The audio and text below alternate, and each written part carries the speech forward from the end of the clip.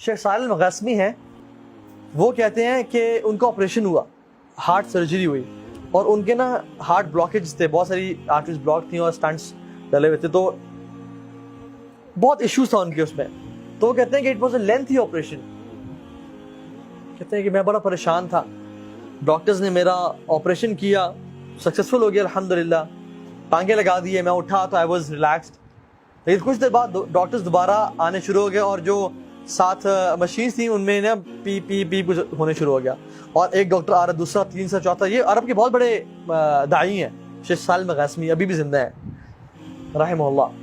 تو ڈاکٹرز آئے اور وہ کہتے ہیں کہ میں اب تو بہت پریشان ہو گیا کہ اب کیا ہو رہا ہے. تو انہوں نے ان کی شکل پہ نا پریشانی دیکھی، میں مزید پریشان ہو گیا. تو انہوں نے کہا کہ آپ کے جو بلاکیج تھے نا وہ سم تھنگ ہیپن کہ بہت زیادہ نا بلاک ہو گیا، and we have to re operate you again. تو ہمیں دوبارہ کھول کے سرجری کرنی پڑے گی.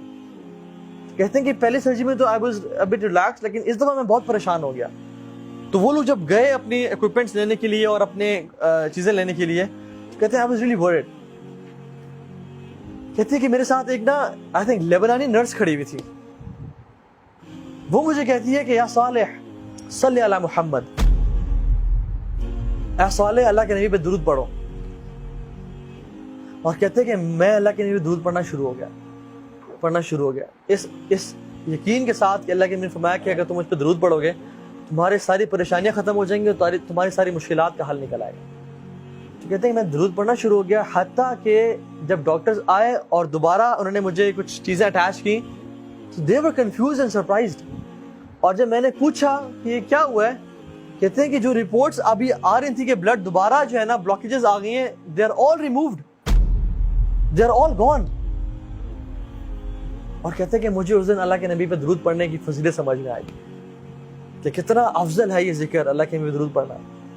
سبحان اللہ. تو اپنی زندگی کو نا کثرت سے، جب بھی فری ٹائم ہے نا، درود کثرت سے پڑھا کریں، استغفار کثرت سے پڑھا کریں. ایک صحابی آیا اور کہا یا رسول اللہ نجات کا راستہ بتائیں، نجات کس میں ہے؟ فرمایا لا یزال لسانک رطبا من ذکر اللہ، اپنی زبان کو اللہ کے ذکر سے تر رکھو، اس میں نجات ہے. اے عقبہ بن عامر، اپنی زبان کو اللہ کے ذکر سے تر رکھو. فرمایا طوبی لمن وجد فی صحیفتی استغفارا کثیرا، glad tidings to the one who found استغفار in his book with abundance. خوشخبری ہو اس بندے کو کہ جو قیامت کے دن آیا اور اس نے اپنے اعمال نامے میں کثرت سے استغفار کو دیکھا. سبحان اللہ. امام احمد بن حنبل سفر کر رہے تھے، بڑا فیمس واقعہ ہے.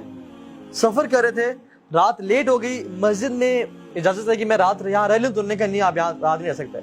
تو ایک نان بنانے والا گزر رہا تھا، تو انہوں نے کہا آپ کیوں بزرگ کو تنگ کریں، بزرگ آپ میرے پاس ہیں بابا جی، میرے گھر رہ لیں. تو انہوں نے کہا ٹھیک ہے. تو وہ جب گھر لے کے گیا تو وہ رات کو نان، وہ تو آٹا گوندتا تھا، آٹا گوند رہا اور کہتا ہے استغفر اللہ استغفر اللہ. امام احمد بن حنبل رحمہ اللہ بیٹھے ہوئے ہیں، کہتے ہیں آپ کو اس ذکر نے کبھی زندگی میں فائدہ بھی پہنچایا ہے؟ تو انہوں نے کہا آپ کو میں کیا بتاؤں. تو وہ اپنے پوچھ لیا ہے، پہلے میں غریب تھا، فقیر تھا، جب سے میں ذکر یہ کرنا شروع ہوا ہوں مال اتنا ہے کہ سنبھالا نہیں جاتا مجھ سے، اور ہر دعا میری اللہ رب العالمین نے قبول کی ہے. بس ایک دعا جو رہ گئی ہے. کہتے ہیں وہ کیا؟ کہتے ہیں سنا ہے کہ امام احمد بن حنبل بڑے امام ہیں، ان سے ملاقات کا شوق ہے، وہ آج تک قبول نہیں ہوئی. امام احمد بن حنبل کہتے ہیں کہ وقد جررت الیک جرا، ایسے لگتا ہے کہ مجھے آپ کے پاس گھسیٹ کے لایا گیا ہے آپ سے ملاقات کروانے کے لیے. میں ہوں امام احمد بن حنبل.